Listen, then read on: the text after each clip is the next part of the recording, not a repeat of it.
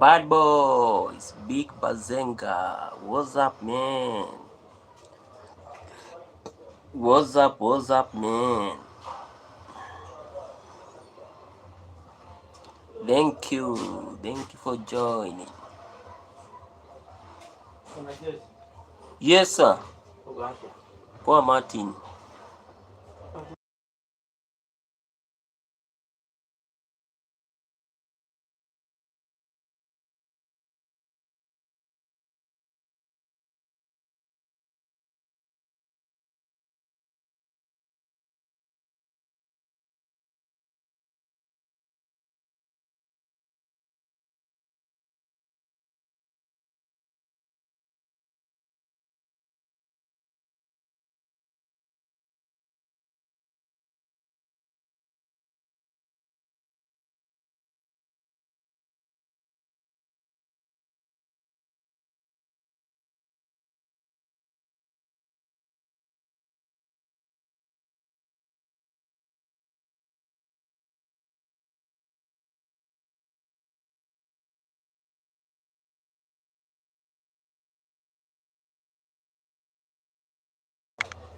Happy birthday, bad boys. 24. Wow, congratulations.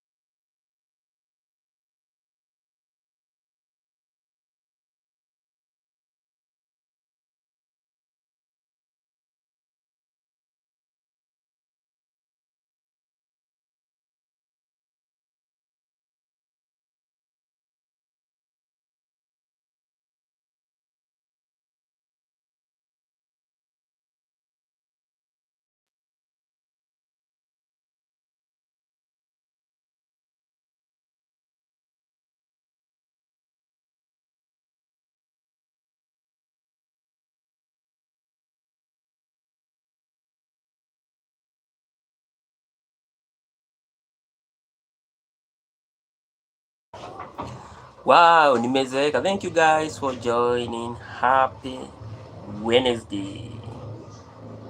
Yeah, happy Wednesday, guys. Thank you. Let's like the life, guys, with a lot of love. Congratulations to Bad Boys as he turns 24 years old.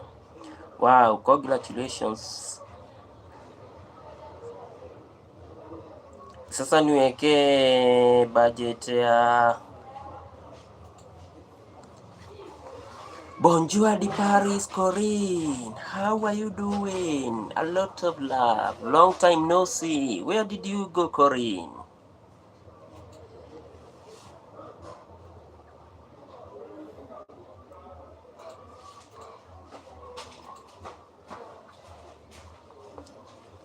Niwekee badge, nikuwekee hesabu ya keki na mzinga. Oh, me I don't take mzinga. Sava.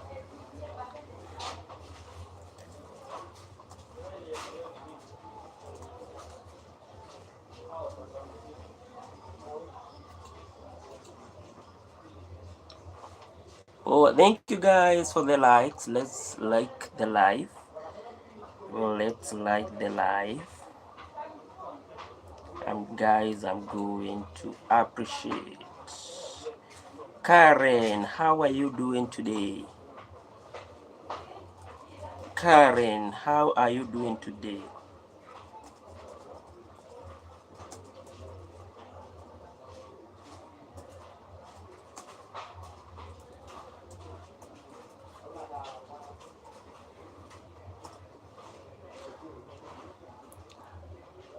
Oh, bad boys. Sisi tulizeeka hadi tukazoea. Corinne, let me check. French to English.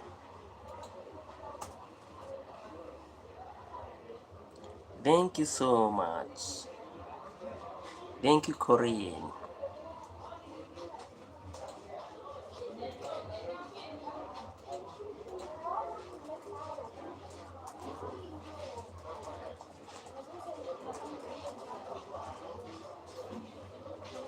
Dimasi avekokopti amol.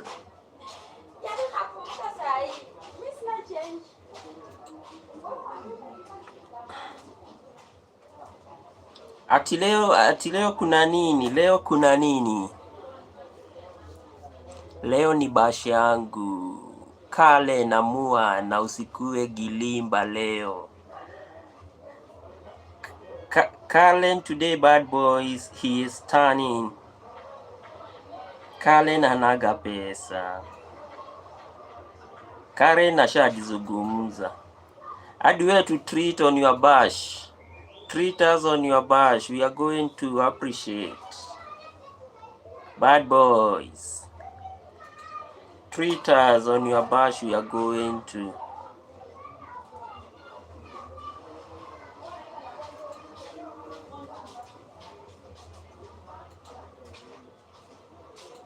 Treat us and we are.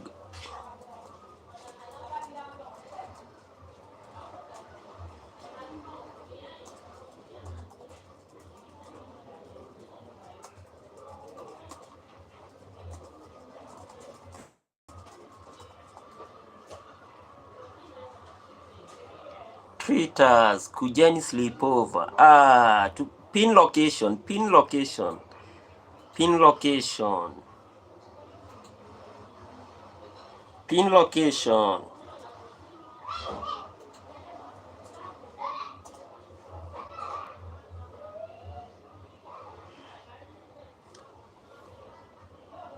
Pin location. Tutajaribu bad boys. Atume a pin location. Akipin location, then we are good. We are good to go. We are good to go.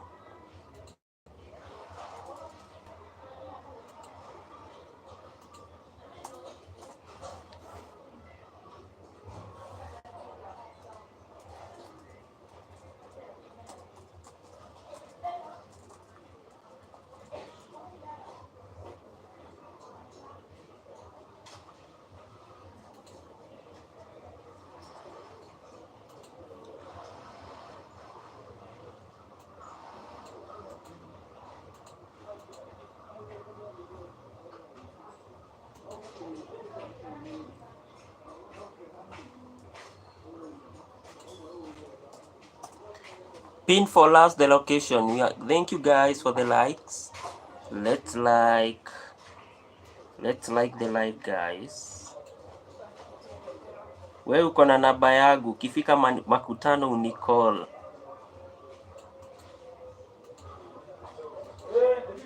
Kwani you shifted the location? I thought you told me you live in Thika.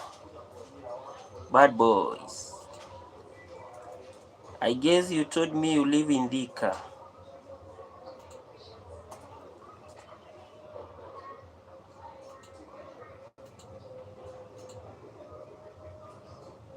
I thought you told us that you live in Thika.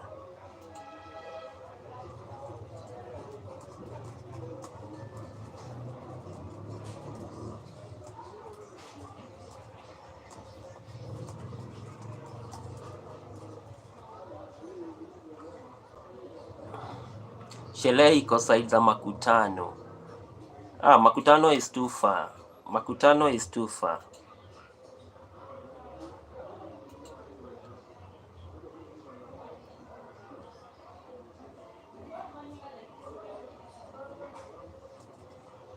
Makutano is very, very far. Makutano is very, very far. Yeah, Makutano Thika. Makutano Thika. Where is that? Where is Makutano Thika? Oh, on your way to... How do we call it? How do we call it? Wow, hapo sipajui vizuri. Hapo sipajui vizuri.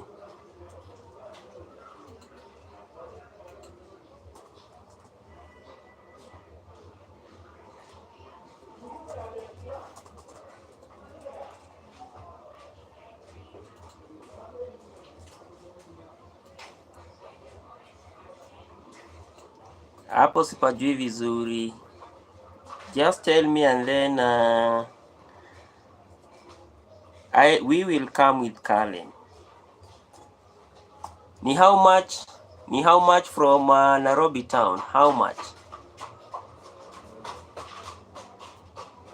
How much is from Nairobi town? Or from the CBD? Ama nikifika Thika nijipange?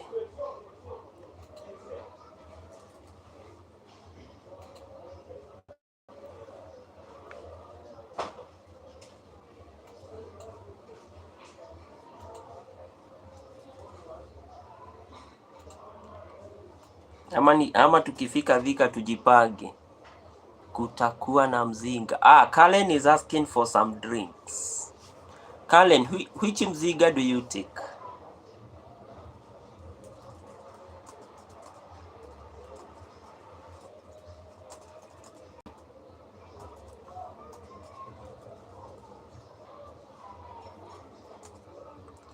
Karibu na Capricorn. Capricorn. Mi Thika sijui sana. The only place that I know very well in Thika ni Cascade. Do you know Cascade?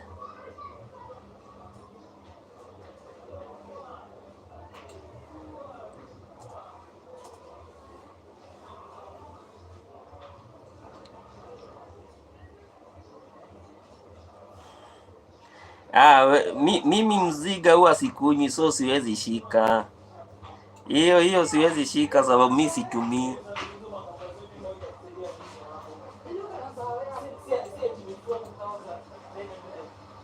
Mimi I don't drink. I told you my experience when sasa we bad boys uko peke yako kwa hiyo. Uko peke yako kwa hiyo maneno, because for us we don't drink. Now that's the thing.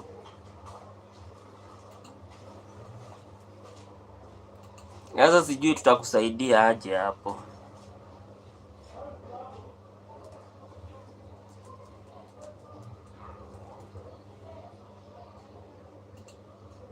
Hapo sijui tutakusaidia aje.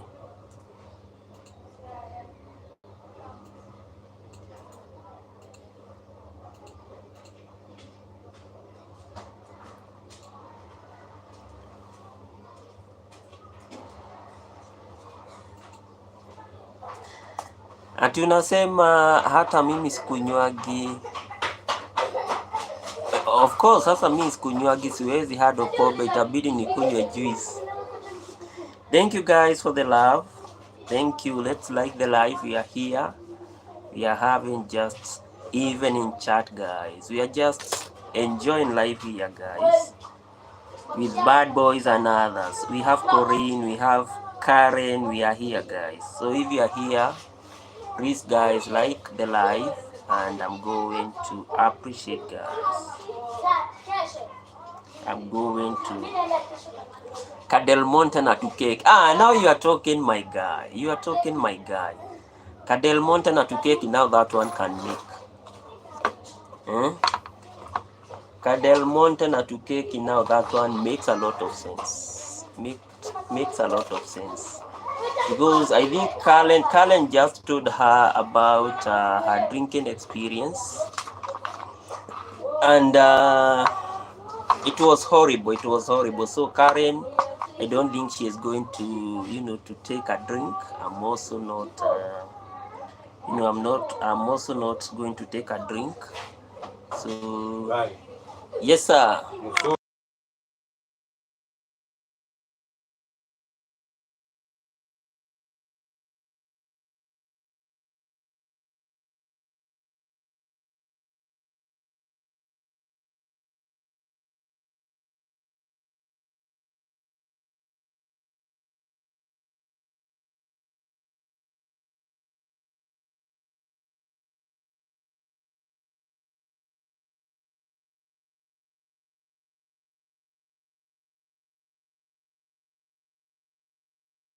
pesa. Thank you so much. Ukasema tu aisuru. Nikasema unajua ukiipata ndani there is nothing you can do. Na hapa chini tu. Niliona hapo. Hiyo ujaje ulijaribu. Sasa nilijua natumianga na mimi nasahau. Nataka mimi nasahau. Nisema niweke hapo chini. Okay, thank you. Sawa. Now I don't know where this video is going. Let me just kama watoto wa shule tuna mtapaka itching kwa uso. Oh, Karen, what is itching? Karen, itching ni gani tena? Bad boys. Tutolee form. It's a big day. The cream. Oh, the cake cream. Unfortunately, he didn't even tell us before. He is telling us today that today it is his birthday. Oh, icing. Now. Sasa I have got it. I'm here while making my hair, so nikinyama. No, we are good, Karen. Bad boys, unfortunately, sasa unatuambia the last day. You are telling us the last day.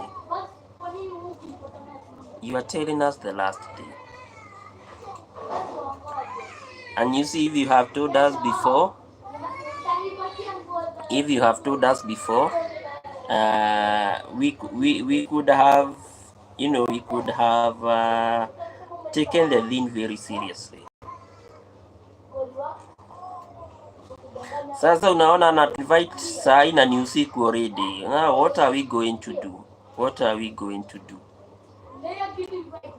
Bana, last minute bash your boy child haipagwi sana. But you have failed us terribly. You could have invited us in. You could have what can I say? You could have invited us a long time ago.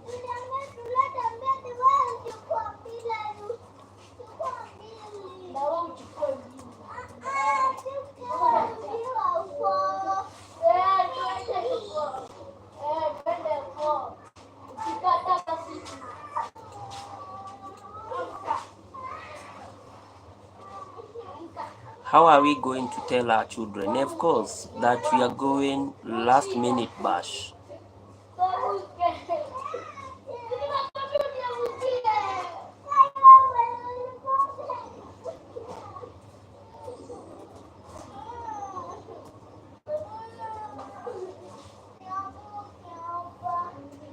How are we going to tell them?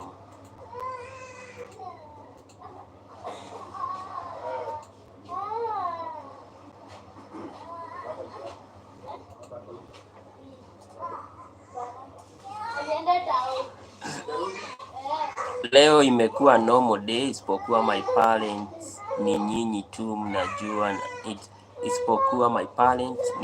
mnajua ni my birthday. Great, thank you so much. At least umetushow leo ilikuwa your big day. 24 years having another loud, allowed the group. That's so amazing.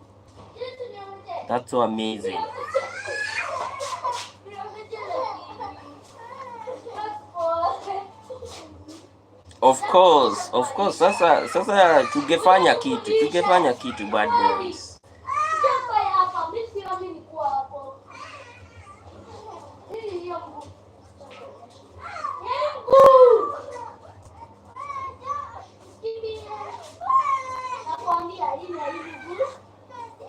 Hata mimi nilikuwa nimesahau. Surely. How can you forget your big day? Thank you, Corinne, thank you so much. Men do very amazing vlogs. Yeah, Karen, they do. Men do a lot.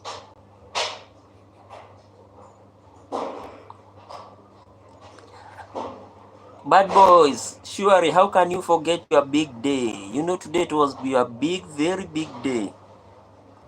You know, adding another 1 year is not an easy thing. On 9th, on 9th July. And theirs is very, very entertaining.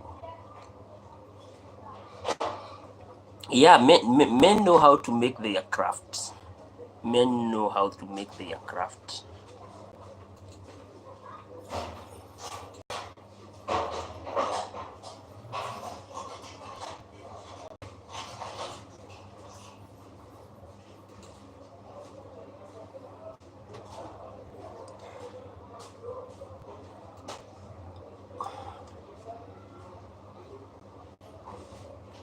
You see, Colin, I think because, you know, from the word go, you know, most men, Charles sema nigie kwa bushari niitishe kanyama.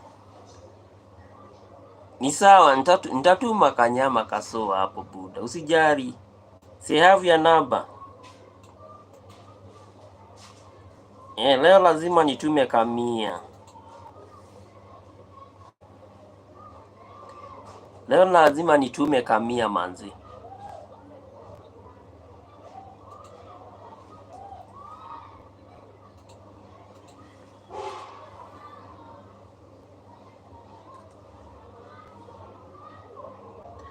Leo I live in Switzerland. This is Corinne.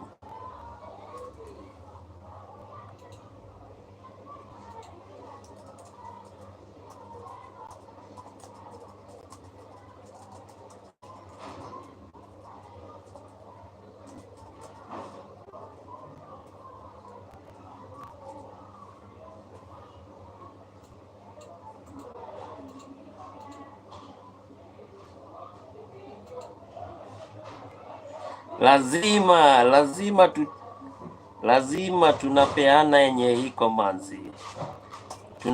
Tunasurpriseiana. Pia najua kuna siku utaniokolea man.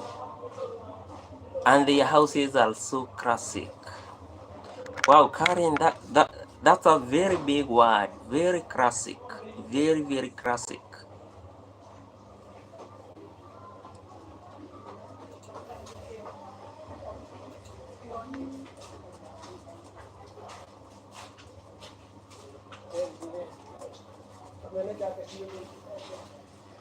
Very, very classic.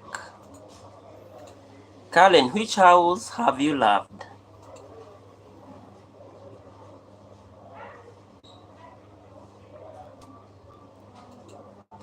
Baya sana bro, inshallah. Karibu manzi, usijari.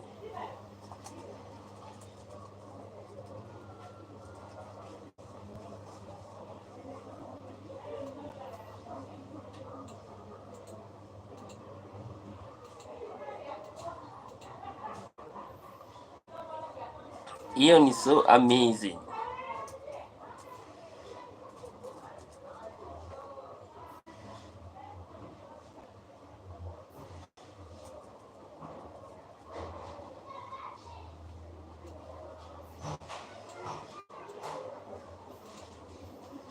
Karen, which house have you loved?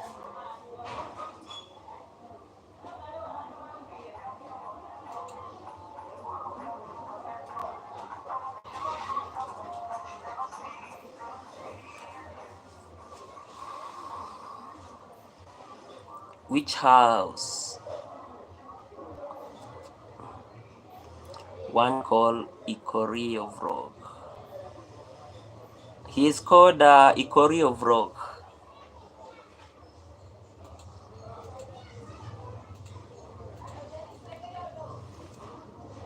Me, I love doing, you know, the outside world kind of vlogs.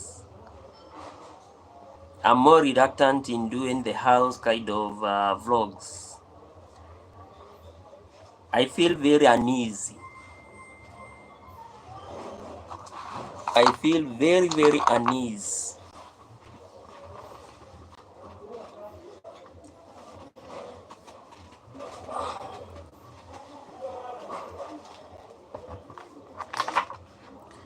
house is so clean and very neat.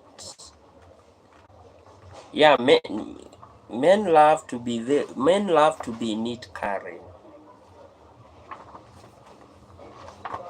Men love to be neat.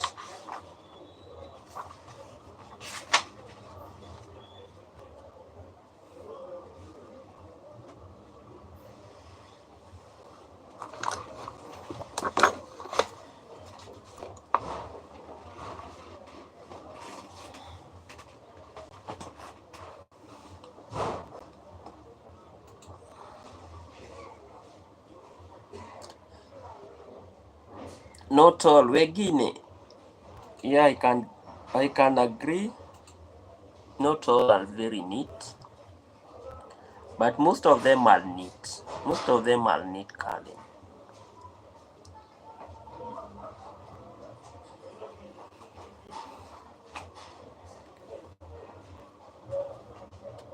But there are those that even making the bed is an issue.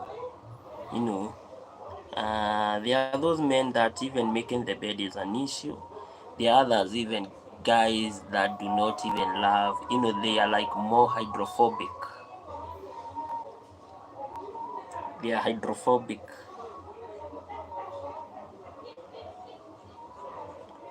You know, there are those that are hydrophobic. They don't like maybe even taking a shower. You see, men are of different characters. Men are of different characters.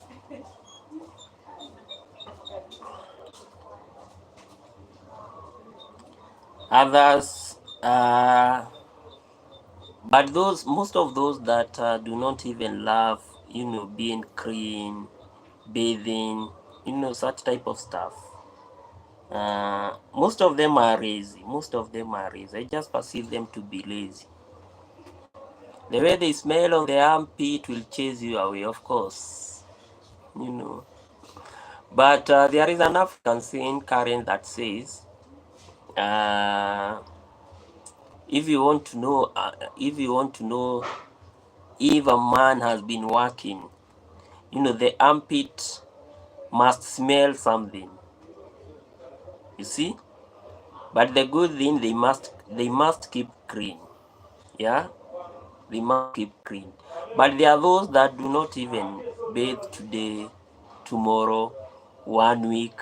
Now those are the kind of men that you are describing. Yeah.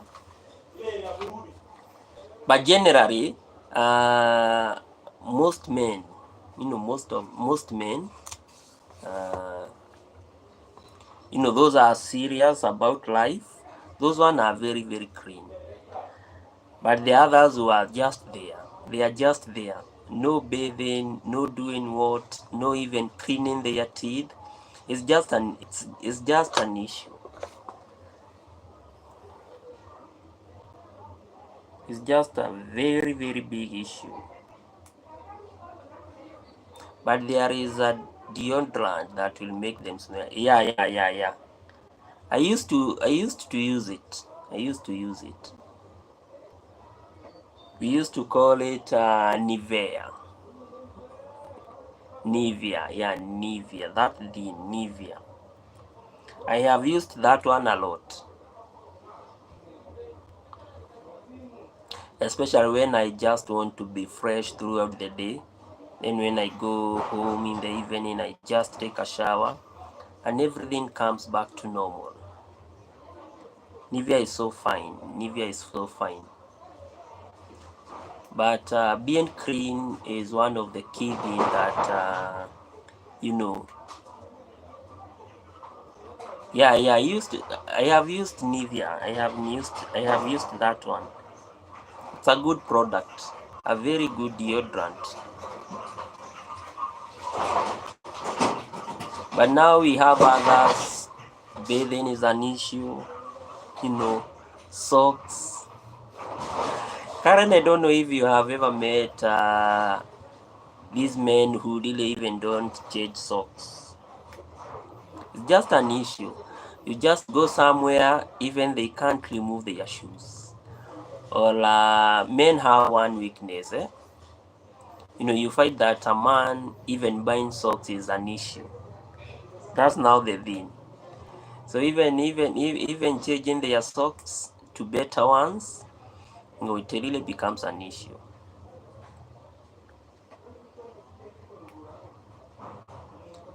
And if someone does not buy those basic things, socks, maybe innerwears, nitatafuta mrembo to move on pamoja. Hii ndio resolution yangu. Wow, congratulations, all the best. That's a very good resolution. Yeah. But bad boys, don't just look for someone who does not add value in your life. Life will be very tough. Look for someone who can give you some value in life.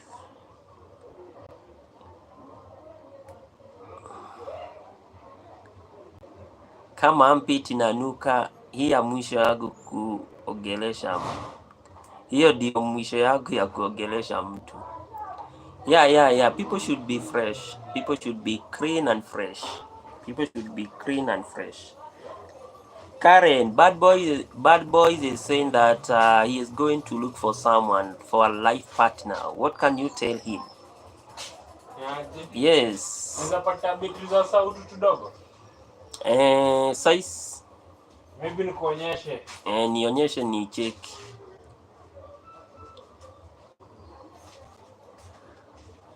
Kulala kama slasher ndio gumu. Nyewe hiyo inakuwa ni noma manzi. Hiyo inakuwa ni serious. Hii design. Nataka tu nisome namba. 11:30. 11:30. Let me just order to check tuone.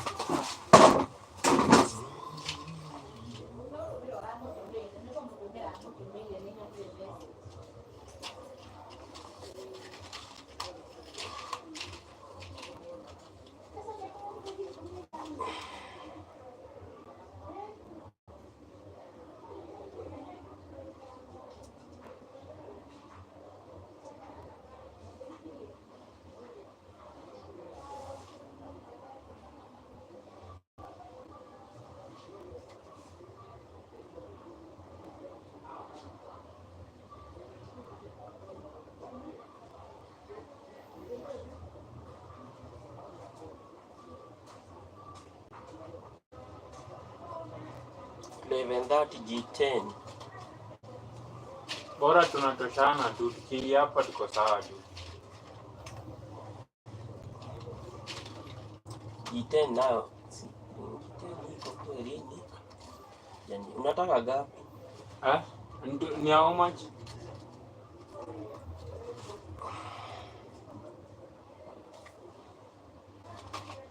Kwanza ni confirm kama ita nini.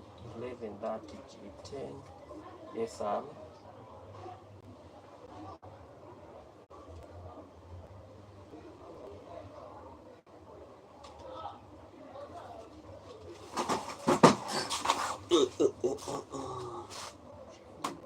Hii ni dogo kidogo. Na hizo zingine unasema? Hiyo ingine ni nono. Ni nono? Hiyo ni nono. Hakuna pale pengine unazozipata? Saa hii ni gumu. Lakini kesho utazipata hapa. Ela 11:30. Sawa? Okay.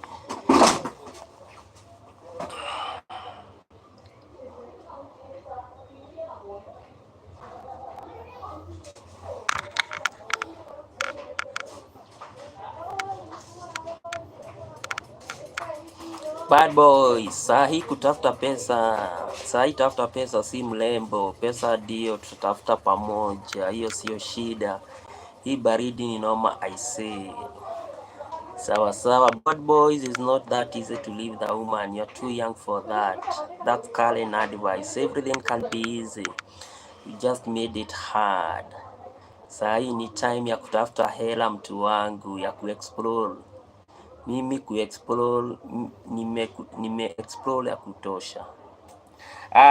Kama bad boys asha explore ya kutosha. But bad boys look for kama umeamua you are going to look for someone, ni vizuri pia you look for someone mwenye ako with your dreams, someone whom you can lay them with, and someone who can understand bad boys. Otherwise usipotafuta msee mwenye anakuelewa manze, itakuwa gumu. Life is hard. Life is very very hard.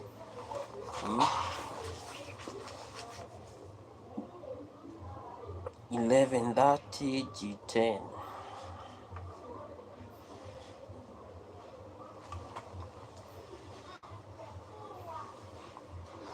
Yeah, itakuwa noma manze. Look for someone and love is never enough. Yeah, and love comes with a lot of responsibilities. That's the thing. Niko na mtu already, ni vile hatukai pamoja. Nilikuwa nataka kujaribu kukaa pamoja kiasi nione. Are you done schooling? Because that should be the first thing. Are you done schooling? Because that's also a very instrumental thing that you should ask yourself. Ushamaliza chuo manzi? Ndio tukupee tips. Unajua sasa sisi tutakupea tips. Kipata mtoto ndio shida itaanza.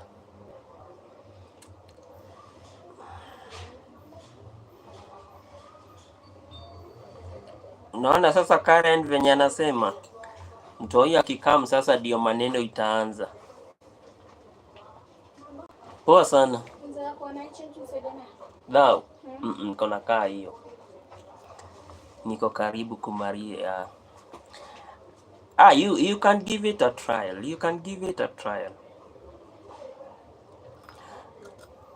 Because at times bad boys, I prefer you just kama umecheki ni msimpoa na yeye labda there is something yenye anafanya. Karen is asking about the age. But age is just a number. In my view, age is just a number.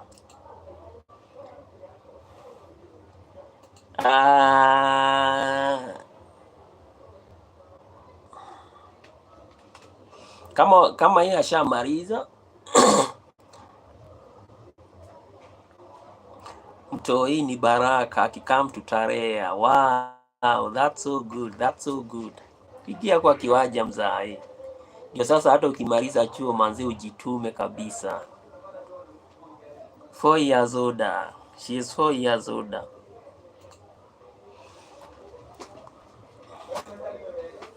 Mimi Karen, I'll just tell him if the chemistry is there between bad boys, mtoto akuji na sahani yake. That's now for real. Now that's where now we have the reality. You will cater for that. You will cater for that, manzi.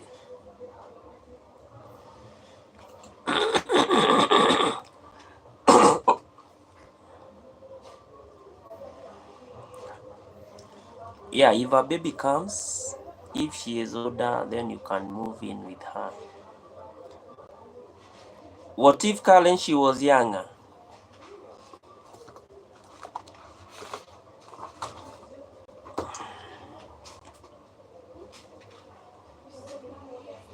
But me I would advise kukaa pamoja si vibaya nani bad boys, but one thing mariza chuo, then moving together, then first of all No, siwezi kaa na dem, she move on. No, siwezi kaa kwa dem, she move on with me. If she is younger, it's not good to move in with her. Okay, to me, bad boys, I would advise this as your older brother. One, yes, toko lena.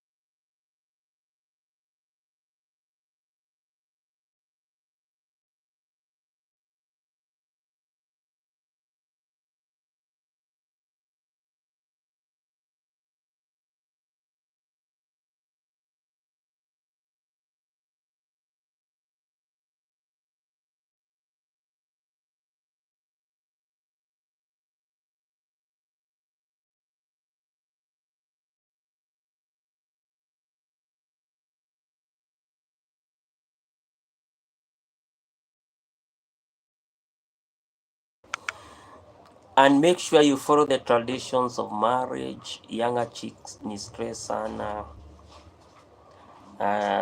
She's much if she's mature na hutaki watoi sai.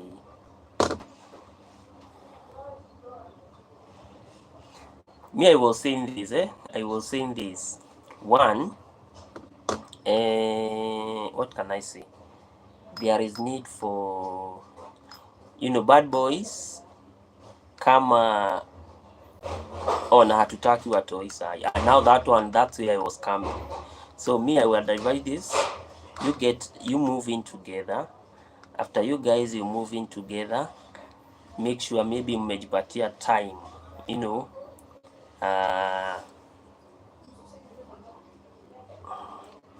bad boys, all I can say, if you are ready, get married to hurry, Gary. Me, I'll be of different opinion, Karen, because you see, ladies are ladies. Let's be factual. Sometimes it's good to be factual. Like me, I have not, married legally, but at least you do the basics. First of all, stay with that person, understand her priorities, understand everything. And then, you see, because the others whom maybe akuji kwangu kesho, labda hata jamaliza kufikiria hiyo story. Yeah. Take your time before you marry. Take your time before you do the wedding legally. That one I'm going to tell you for a fact. I'm a man like you. Don't hasten everything. You do a very big wedding. Urudi hapo utuambie Kalen and Charles come for my marriage. It's going to cost like 500K. You see, me, I don't want that. First of all, the first important thing, parent. No,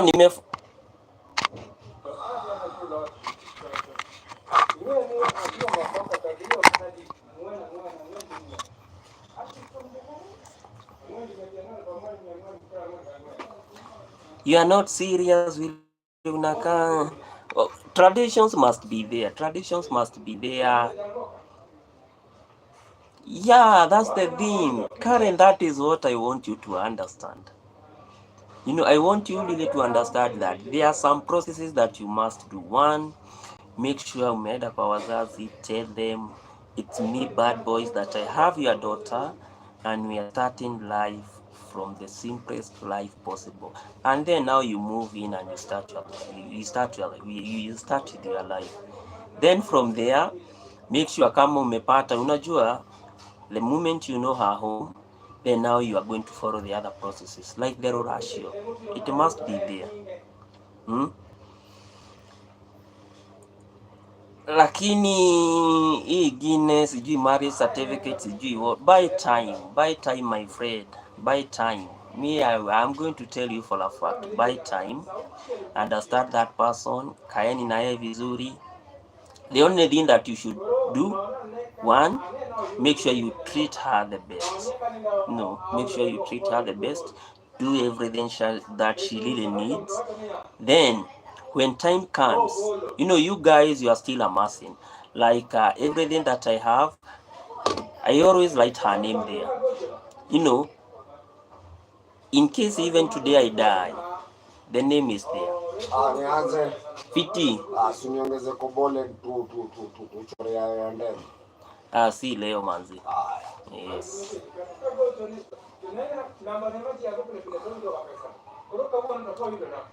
That's the thing. Kwanza, that should be the best approach.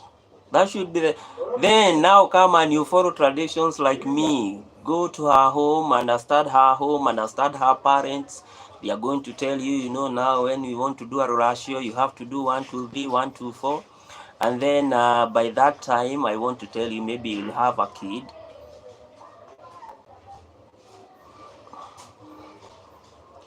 The other, what if ukibuy time mtu apate like watoi 10, mtafanya nini na watoi?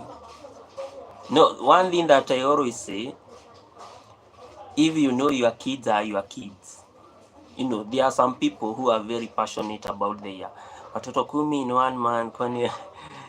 No, Karen is saying, there are some people now who buy time forever, for the rest of their lives.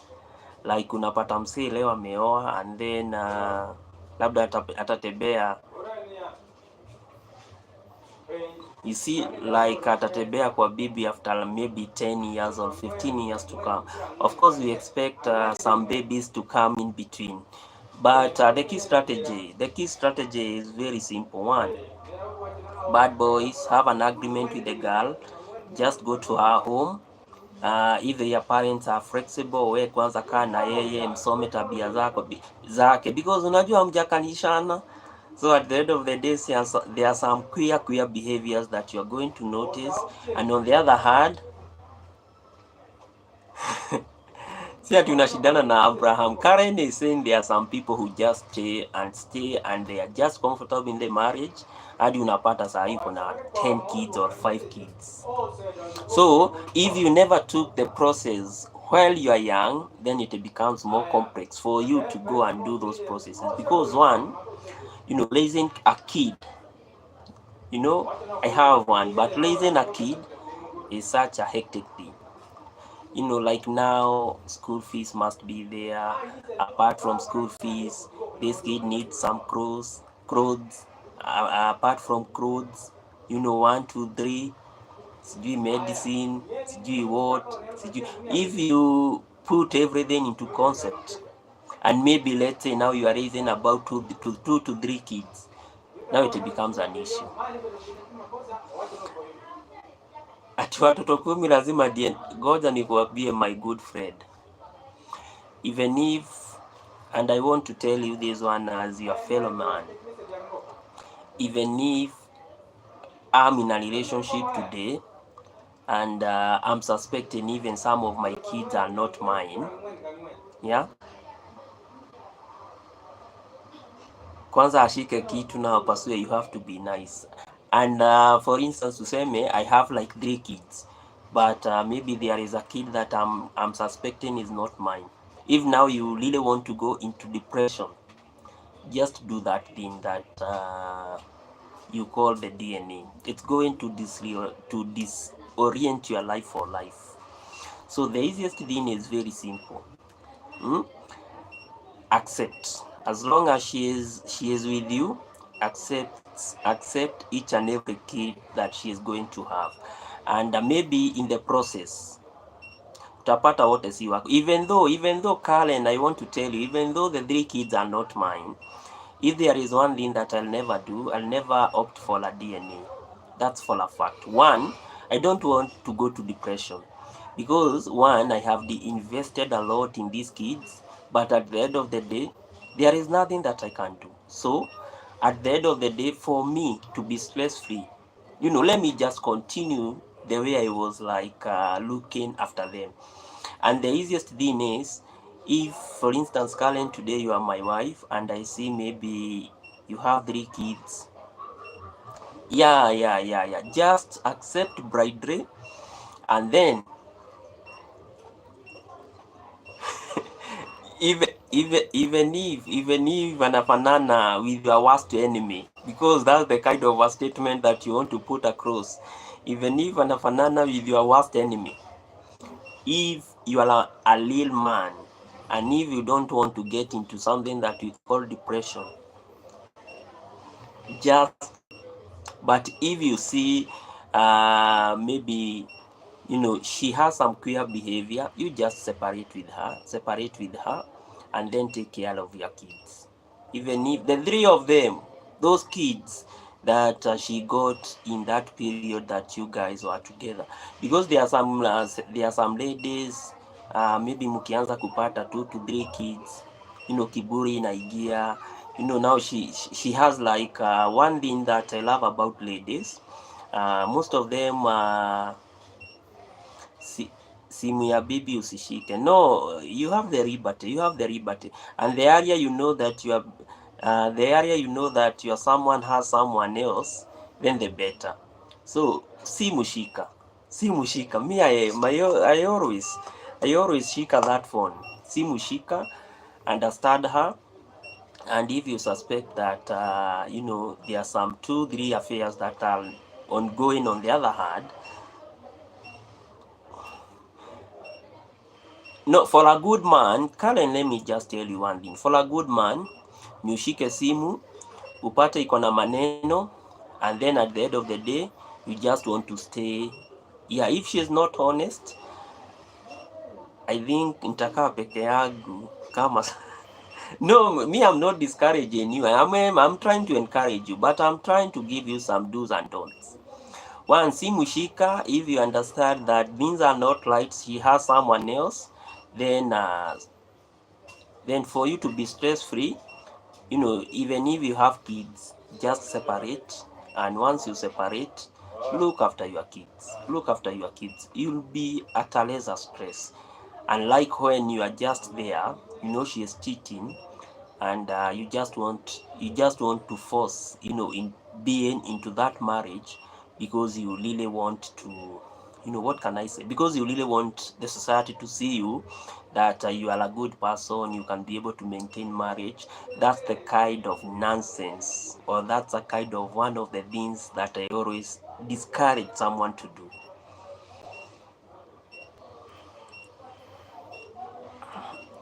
Hiyo ni stress mingi sana kuwa nayo. Ni heri tuendelee kupatana, but you are not going to patana each and every Friday forever.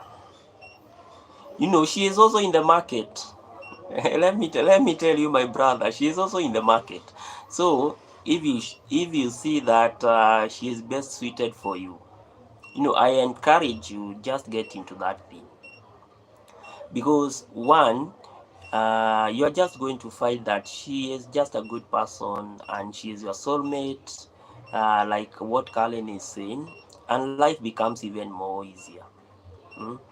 Unlike now, when you just say, oh, tutakuwa tukipanda up, until when, yeah.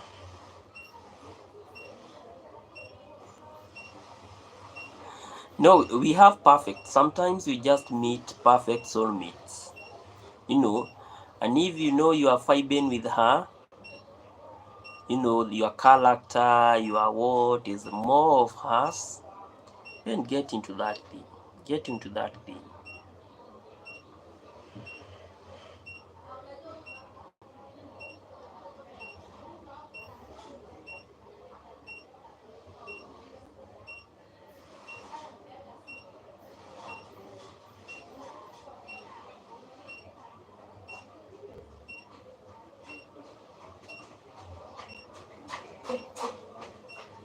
Karen, sasa what is more complicated? Hii ya bad boy sasa imekuwa complicated.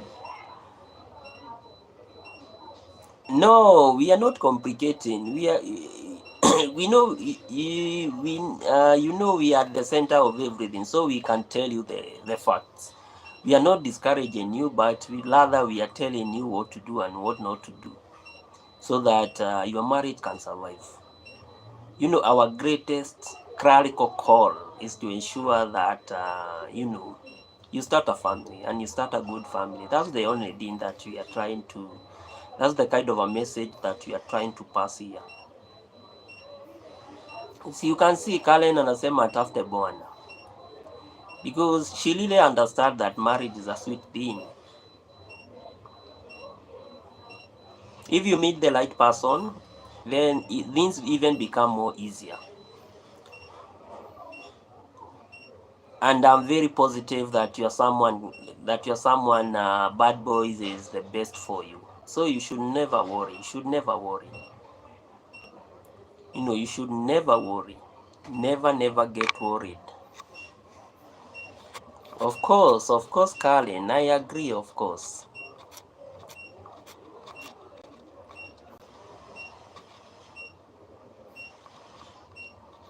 Of course, I agree.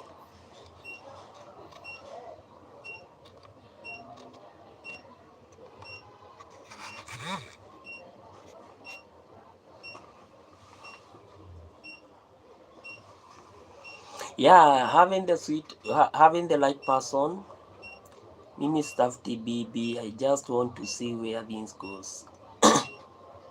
But you see, at the end of the day, we want you to get, to get married and to get something with your wife, and everything shall be fine. Hmm?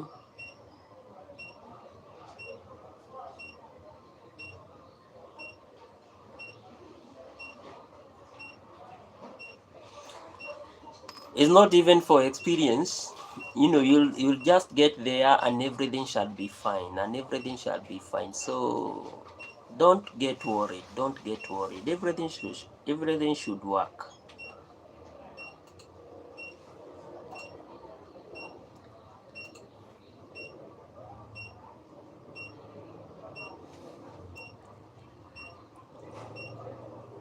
Everything is good. Should be fine. Hmm?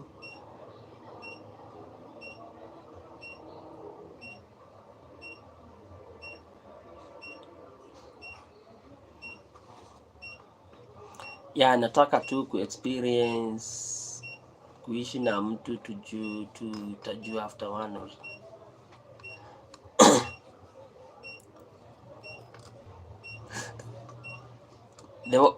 and then the wife is always right. Wife can never be always right, Karen. It all depends. It all depends. Let me not say that she can never always be right, but it all depends. Because there are some other things that you see and you don't agree with them. The thing is, if you agree with everything, then she always be saying something, and then if you disagree, now then it becomes a conflict. So it's always good to be open. If you are open and you are disagreeing with some things, just do it. That's what I have always done. If I disagree, I disagree, and I give my reasons why I disagree. So wife can never always be right. It can never always be right.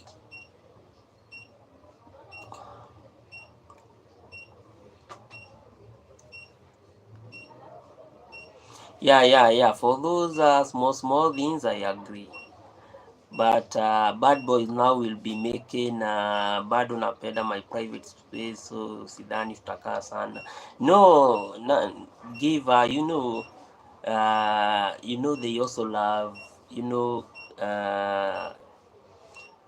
that girl also would love to have that security and assurance that if we are doing this, if we are doing this, we are doing with you, and we are doing it for life.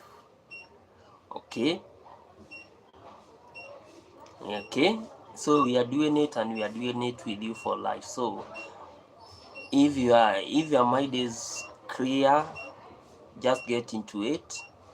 Never worry, how things are going to turn on. But as Karen said before, just have the right plan. That's the only thing that I will advise you. Have the right plan. If it's like you want to have a child after 5 years, just organize with your someone,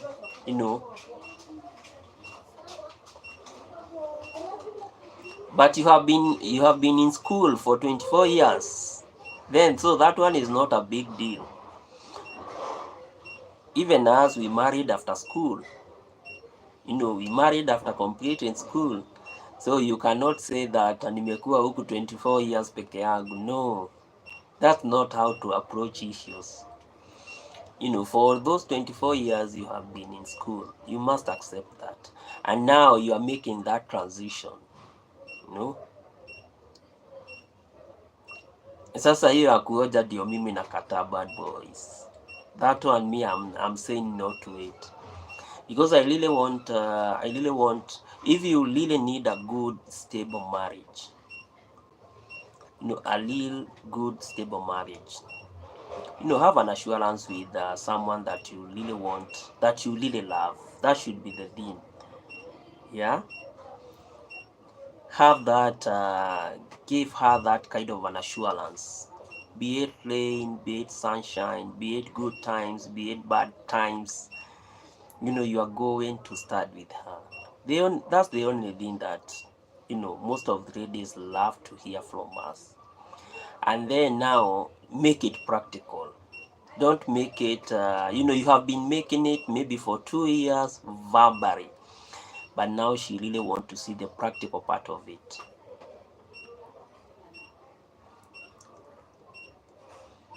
Nimesha hoja kutosha, nataka kitu tofauti man. Yeah, that's not okay. Yeah, now that's the kind of an experience that I'm telling you. I'm sure you'd also love to see that this is your son, this is your daughter, this is how life can turn out to be. And life gets amazing each and every day, especially, when you are in a family, because now you are completing school. By God's grace, you are going to get that job. Imagine now you have the job, and maybe the person that you expected, or the person that expected you to move in with, because you declined, now she is married elsewhere, and now you are in that stress of trying now to ignite another new relationship. Before now it picks another rhythm, 4 years is gone or 3 years is gone, and you see you are still a young man, a young man with a lot of energy. And we always say in my local language, if you have the energy while young, try to move things, like try to have a family, even if it's a kid or two, try to move, try to converse, before now times come when you don't have energy. And this is the same thing that is applying to most of our ladies. Wanapiga sherehe Saturday to Saturday, Saturday to Saturday, only to realize that maybe now a certain girl is about 35, 40 years, wakisema ati ni independent lady. And you see now you have everything that you need, but even the chances of you, because you have been crabbing each and every weekend, even now getting a suitable partner or a suitor, it becomes even an issue. So I wish ningekuwa na experience. You see, now it becomes even an issue. So at the end of the day, before even they realize, oh, time is gone. Imagine a lady getting married at 40. Hapo independent late ni wengi sasa sana siku hizi. Of course, because one, someone is just telling him or herself, it's my time to enjoy the hard work of my labor. So unapata msee ni day, mama ni boy, amegoga 35. Crabbing is the order of the day, each and every day. So before this guy realizes, oh, there is another aspect that is called marriage, she is at 40. And so now the independent now ready now turns to be a sponsor to a young man. But imagine if that lady, when she was young and she was maybe earning something, just got a good boy like bad boys, and then waamue it's time now to move on. That independent lady today, hata akipata hizi vitu zote, she understands that she has a responsibility. She is in a marriage, she has something that is concrete, something that can work, but there is no need, ama labda ni njaa inaonyesha anafaa kutafuta, ni njaa inaonyesha anafaa kutafuta bwana. Of course, yeah, she was an independent lady, raving everywhere, and then at the end of the day, boom, age is gone. Now she thinks that being independent is enough, and she needs to start a family. She is already 35, others are going to 40, and the worst, now you cannot even get your age mate. All your age mates are, already married with even big, with big kids. Yeah, you see now.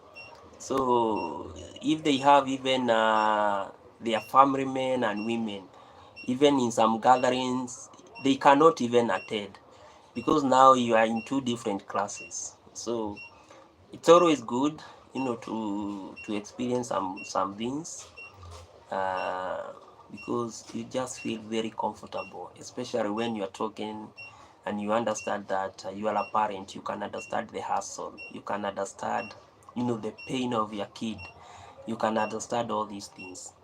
And before even they realize, most of these independent men and women, time is gone, no chances of getting kids. Umerave hadi sasa tunakupeleka rehab, so it's not worth. But sasa kama ungesimama as a family man, everything yenye ungepeleka huko kwa raving, it's being consumed by your family, and you are building your family bit by bit. Me, I'm 30 na kuna hopes. For your case, Karen, is a little bit different because one, you have a kid. Yeah. So even if today, let's say you are not even in a stable marriage, at the back of your mind, you have one thing, that I have a responsibility to take care of. But now imagine you are 30 and you are earning and you don't have a responsibility. And for instance, you are just maybe in your parents' house. So what would it turn to? Mostly it's going to turn that each and every day, each and every day you are just, once you get your salary, you're out there just trying to live. All your money is gone each and every weekend. After young man carrying 30 is the new 20.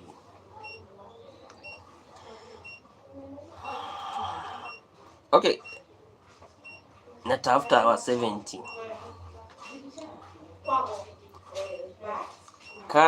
Karen was 70, it's more extreme.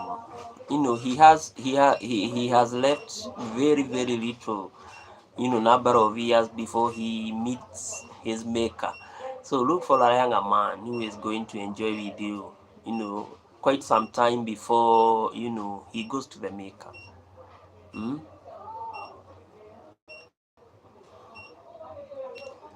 Kale needs, thank you guys for joining. 70 ukuwe unachange hadi diapers or pampers. Wow, that one must, I don't think there is one, 70 years old that can do that. It's on very rare extreme cases. And for 70 years now, you are talking like a guy with a lot of lifestyle diseases that you are going to be managing each and every day. So instead of him doing this kind of, instead of him doing this kind of a job, it will be now your turn to be doing the other job. Trying to take medicine for him, trying to, to reminding him that he has some appointment with the doctor. Everywhere he goes, because he is getting some dementia. He is also forgetting about some of the key issues that you talked last night. so it becomes a little easier, a little bit complex. Anaweza ishi mpaka 145G. No, that's not how things work. All of us, we have a DNA, and it's not all about love. Okay, love can extend your lifespan a little bit, but the key determinant thing that determines how long we are going to live is all about our DNA. And our DNA is not so strong, our DNA is not so, it's made in such a way that when you are 70 and above, your body, most of the organs have started to develop a lot of issues. And if your organs are okay, then 70 years and above, your energy has depleted. Yeah, your energy has depleted. So once your energy has started now deteriorating, it now becomes a little bit messy. But you see, it's good, like I'm 70 years, but when my energy is depleting, I have a son who works. At the end of the day, I'll be feeling a little bit more comfortable because there is someone that I can rely on. So bad boys, getting into the thing is one of the key things that I would really tell you to do. Akipita miezi mbili na quit. Now that one, yes, now that one is a little bit more complex, very very complex. Kidogo akipata miezi mbili na quit, you are going to give him stress. And we want a life partner that you are going to stay with, and a life partner that will feel more comfortable, living with you. See ati anajua in the next minute you are not there, you are gone. Life needs such type of a security. We need such type of security.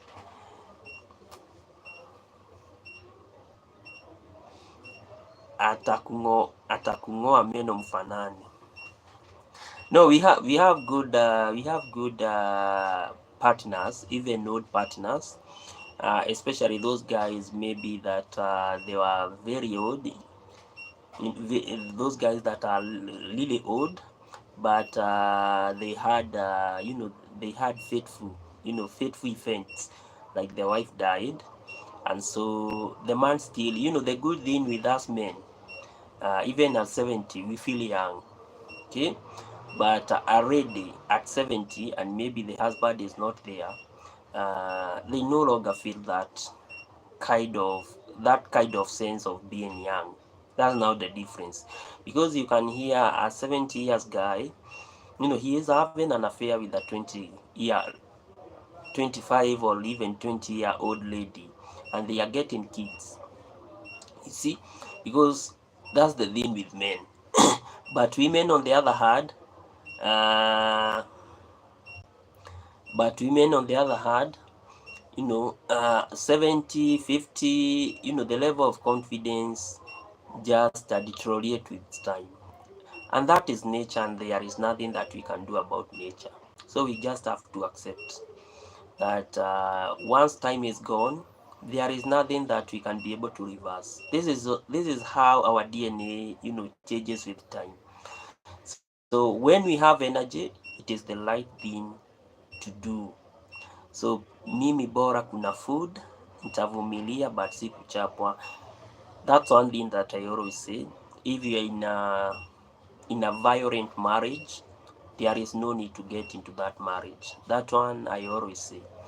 If maybe probably you are in a violent marriage and maybe you are not sure about your partner, then uh, don't get into that marriage, because violence is one of the worst thing or worst experiences that one can ever experience in their marriages.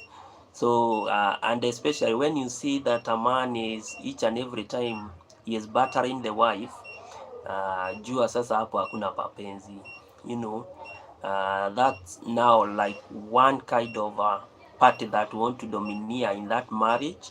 That party will be making all the decision, and at the end of the day sasa, as a woman now you get to a point where you are very hopeless, that you just feel you don't even belong there anymore. Unaweza kubali kupigwa na mtu ako 70, kuchapwa once na ni muache, anakuchapa juu umechelewa kumchange pampers. No, violent marriages is a no-go zone for everyone. Hata bad boys. That's the reason why I'm telling you should get into that marriage with your girl, because you should understand her. Eh? You should understand her, because once you understand that she is a violent, because the other ladies, when you get into the house, they are very violent, even though they are not physically violent. Oh, she can talk like 1,000 words, and if you try to evaluate or to sieve the words, you feel that those are not the right words that lady should talk onto you. So it's always good to have that kind of an experience, so that you are at a point where you can understand that this lady, even if today you are not there, or even if today you have died, and maybe you had some property with her, you understand which type of a lady ni mwenye utaachia kakitu leo and then everything tomorrow everything is sold. That's not the type of ladies that we don't want to have. Siwezi chapa msichana nikiona sisters ni heri. Msichana niko na sisters ni heri nitoke niende, of course. Kwanza hataki uongee na majirani. Now that one is kind of a toxic marriage, because all of us, we are human beings. We call ourselves as social beings. So for us to be social, at the end of the day, I must interact with ladies. I must interact with women, everyone. So it's now my call to understand that I'm also in marriage. You see, so it's not all about having that kind of an entitlement, that it is I, Charles, that should understand that my wife should talk with only ladies, not with men. No, that one is none. That one is no. We're in a free world. That's the reason why we are not animals. We're in a free world. So let them talk, as long as they understand that we have some boundaries. So bad boys, when you get into marriage, don't put a lot of parameters to your wife, trying to tell her that you should be talking with this category of people. We should be a little bit more liberalized, in such a way that we should be able to talk our thoughts with everyone, and kadata kangu kameisha, usisahau hiyo namba. Yeah, it's 43 minutes, then nikimaliza 1 hour, I'm just going to do my video, at least your birthday ikuwe poa, bora anafuga mi. Exactly, that as long as she understand the parameters, then why should I fight? And if she can't, then I have all the right to divorce her. You see, I have all the right to divorce her, and I move on with life comfortably, because me, I always believe in one thing, that I'm a rebel person. I should interact with everyone, as long as I don't have them, as long as I understand that I'm in a relationship with someone. So as long as, but if you become narcissist, or you become just someone who really want to domineer in everything, then for me, I think it can't work, because I really love to have this kind of a situation whereby you can talk, I can be able to understand, and then from there now we can look for a solution. But I don't want where now you become the problem, you add another problem, and then for me it will be hard to be in that kind of a relationship. So it's always good to have this kind of what can I call, a balanced kind of a relationship. That's the thing. Siku again, that one is so long. We have the liberty. To talk with everyone, as long as you see with what you're talking with others. Yeah, because others you cannot even understand if they are married or not. They just want to talk every kind of word, and then it becomes to an extent whereby even they they are even trying to disrespect their partners. For me, that one is a bad thing. It's a bad thing. It's not a good thing. So at the end of the day, uh, being liberal-minded is one thing. Yeah, being liberal-minded is one of the best things that one should be able to do. Liberty is very, very instrumental. Liberty, freedom, those two things, oh, they are very, very instrumental in any kind of a setting. Without liberty, without the freedom, to talk, to visit, to go where you feel like you should, that one to me, I don't think it's a good thing. We should allow others, to exercise freedom at their own, just the way they need, as long as they exercise it within some parameters, no problem. Yeah, freedom, but I always see other type of freedom that are not good.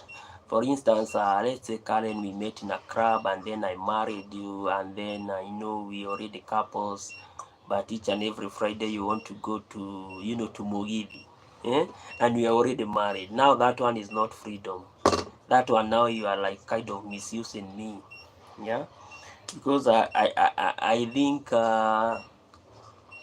freedom should also have some limits. Yeah. So if you really want that kind of a freedom, then now I think marriage is not for you. Mm. Also, you don't expect me each and every day to come at around 3 p.m. And I'm telling you that nimetoka ball. That's the kind of reason most men give their women in terms of where they are coming from. Yeah. Because also I have seen this kind of a scenario whereby maybe you have a man and women, and maybe they met in a club, but the worst now scenario is that the women is so independent. She always gives you some reasons that they are going out with friends.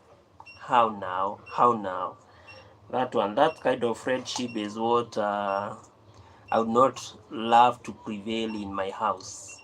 Yeah, I would not love that kind of freedom. But these are the kind of freedom. Maybe you want to go and visit your parents. That one should not be an issue. You know, that one should be just a very, very simple thing to do. You just go, you visit, and then we call it a day. Yeah.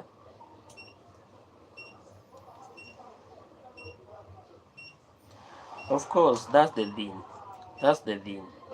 So I don't understand even how men agree that maybe your wife or your lady just go out on Friday, and she's coming at 3, maybe drunk, and she's telling you that she was in a bash, or she was from a happy birthday, at night from a friend's house. That one I find it a little, me on my side, I find it a little bit weird. You know, if it's birthday, if it's a birthday, do it on Sunday. No, do it on when you are free. You do it even if analeta hata kama ni one name. For me, I think it cannot work. For my side, I think it can never work. Yeah, on my side, even if unaleta hata kama ni one name, it will never work. It will never work. Because I really, at times we really have, or we really need someone who is serious and someone who really understand what's all about life. Yeah. You see, each and every day you are going for overnight bash or overnight birthdays. No, no, no, no, no, no. That one, no. That one is not a good thing.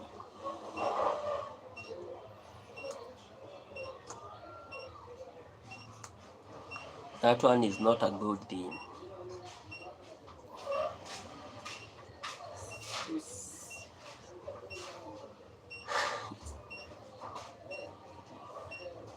Mwenye anakubali huyo ndio ameolewa. Of course, of course. Yeah, of course. You know, there is one concept that people don't understand. Money is not standard for everything. You know, especially when you want to build your marriage. If you base your marriage on money, then you are going to lose the basics. Yeah, because the person with a lot of cash, you know, he or she will be at the liberty of doing some of the things, yeah, that even the other party will be seeing that they are wrong. But since they have nothing, then the other party cannot even speak up. Yeah, and you know, once a party can never speak up, then it gives you a very simple information that there is no meeting or there is no consensus in the mind. And so for that thing now to work, it's going to require a lot of effort. Yeah, it's going to require a lot of effort. So it's always good to, you know, to accept that challenges are there. Yeah, it's always good to accept that money is there, but how are we going to ensure that maybe we utilize our money in the best way possible, so that we can move to the other level. Otherwise, if you take money to be the common denominator, then now we miss the concept. We miss the entire concept about marriage.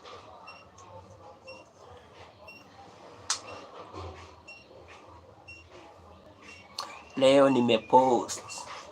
Yeah, I saw I saw something like was it your worst experience? Something of such. What did you experience that was very negative? What was it about? What was it about?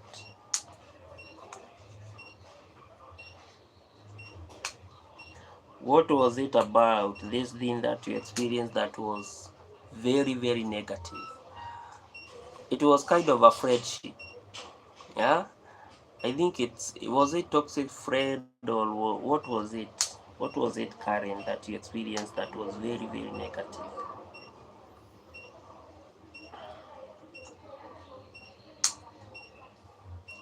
My worst experience of a husband and my best friend.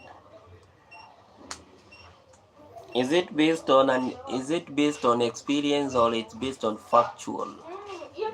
Is it from a factual point of view or it is from the other view, from an experience point of view?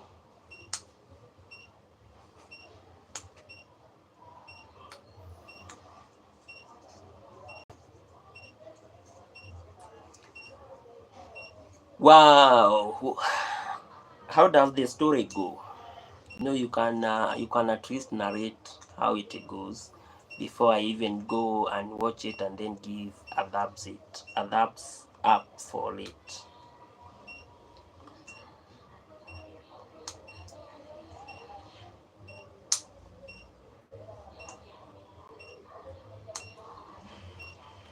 How does the story go? How does the story go about?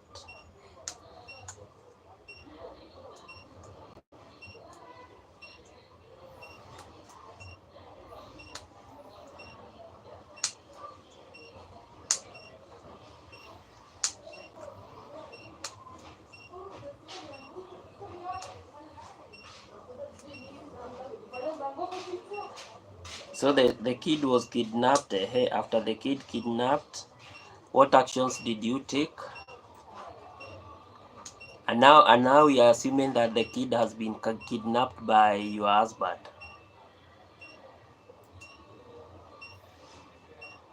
So from the story, did you have you had a conflict with your husband? Is it light? So you had a conflict with your husband,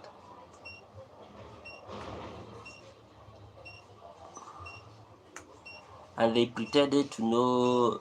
Now your husband pretended to know nothing about it.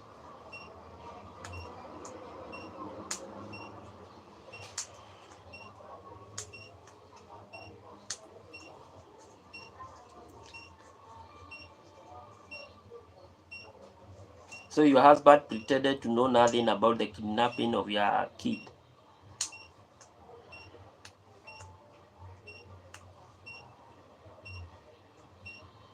Thank you guys for joining. Let's like the live, and also let me know, guys, where you are joining from, and I'm going to appreciate. So Karen, after your kid was kidnapped by your husband, what did you do? What did you do? What did you do? What was your next course of action? I didn't know it was them, since they were people that I least expected, and they would betray me. Do you report the case? You know, we are trying to take an African setting here. Did you report the case? Do you report the case?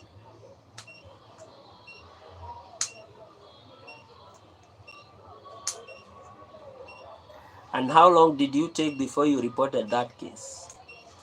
How long did you how long did you take before you reported the case? Thank you, good people, for joining. We are here with Karen Jepkilui.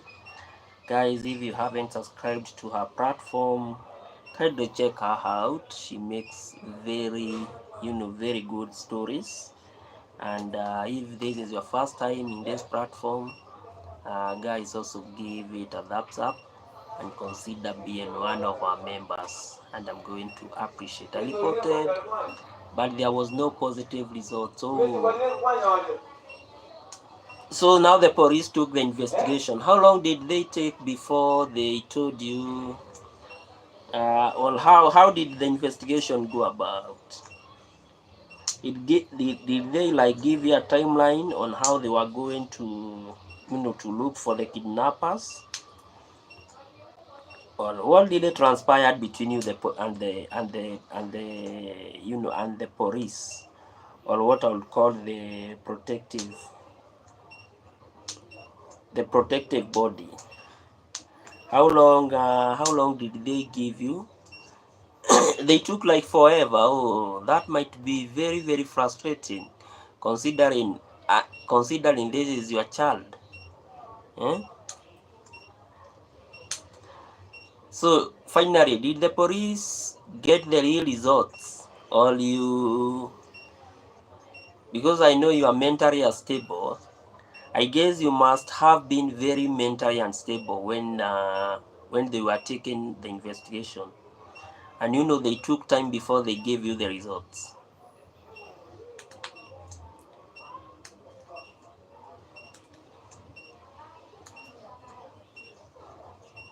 Oh, it was now afraid that Lily came through for you.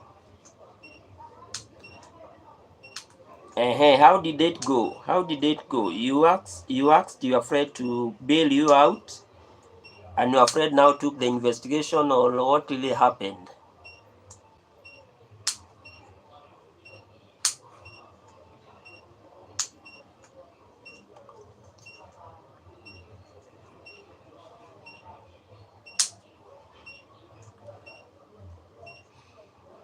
What really happened between you and your friend?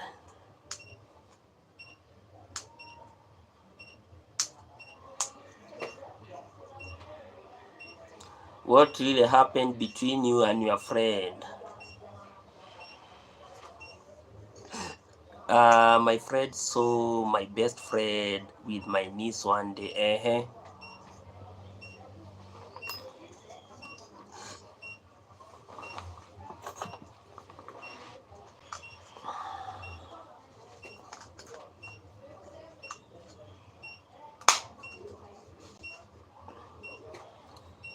very nice.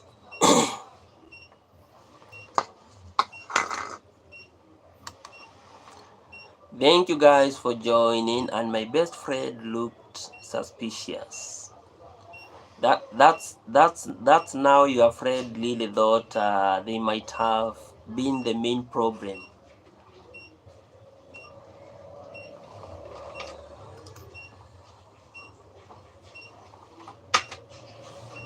And my best, they looked suspicious. Then they reported to the police, or they reported back to you. Whom did they report to? Whom did they report to? And after reporting, which type of action did you take?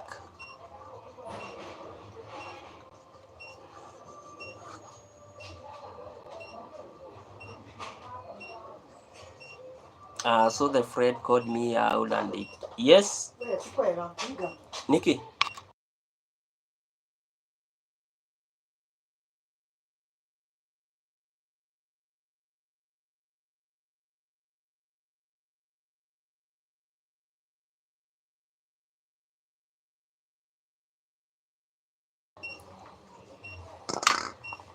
Guys, I'm told that goons are still within, so I have to, to cut it short.